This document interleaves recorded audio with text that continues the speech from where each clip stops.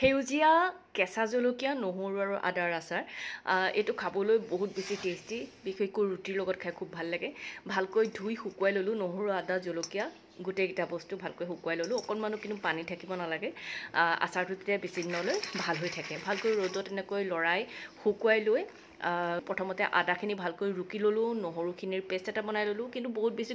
মিহি কৰি পেলাব নালাগে জলকীয়াখিনি যেনেকৈ কাপোৰেদি মোহাৰি লৈছোঁ বাকীকেইটাও মোহাৰি লৈছিলোঁ তাৰ ভিডিঅ' ৰাখিবলৈ পাহৰি গ'লোঁ আৰু জলকীয়াখিনি কেঁচেদি সৰু সৰু চাইজত কাটি ল'লোঁ আৰু নহৰু আদাখিনি যিখিনি ৰাফকৈ অকণমান গুড়ি কৰিছোঁ সেইখিনি গোটেইখিনি মিক্স কৰি ল'লোঁ তাতে অকণমান হালধি দিলোঁ ভালকৈ মিক্স কৰি লৈ পেলাই কিছু সময় প্ৰায় দুঘণ্টামান সময় ৰ'দত দিলোঁ অকণমান হাতাখন দি লৰাই দিব যাতে চাৰিওফালৰ পৰা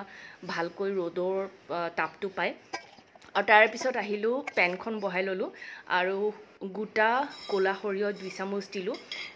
তাৰপিছত দিলোঁ জিৰা 1 চামুচ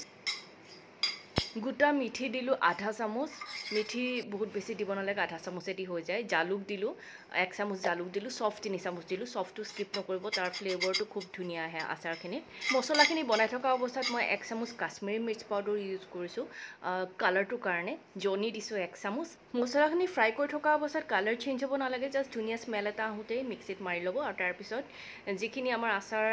নহৰু আদা জলকীয়া আমি বনাবলৈ গৈ আছোঁ তাতে গোটেই মছলাখিনি দি 1 চামুচ হালধি 2 চামুচ আমৰ গুড়ি এইটোৱে ফ্লেভাৰ খুব ধুনীয়া কৰে গোটেইখিনি ভালকৈ মিক্স কৰি ল'লোঁ আৰু ইফালে তেলটো গৰম কৰিবলৈ দিলোঁ এইফালে 2 চামুচ ভিনেগাৰ ইউজ কৰিছোঁ কিন্তু তেতিয়া বেছি দিনলৈ আচাৰটো ভাল হৈ থাকে এয়া গৰম কৰি ঠাণ্ডা কৰা তেল এইখিনি দি লৈ পেলাই ভালকৈ আকৌ মিক্স কৰি ল'লোঁ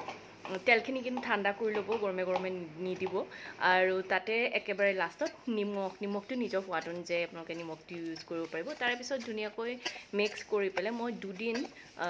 ষ্টিলৰ চৰিয়া এটা ইউজ কৰিছিলোঁ ফাৰ্ষ্ট মই বনাই থকা অৱস্থাত 2 দিন মই এনেকৈ ৰ'দত দিছোঁ আৰু তাৰপিছত বটলত ভৰাই দিলোঁ খাবৰ কাৰণে এতিয়া একদম ৰেডি হৈ গ'ল মই খাই খুব বেছি ভাল পালোঁ আপোনালোকে কেঁচা জলকীয়া আচাৰ এনেকৈ বনাই থ'ব পাৰে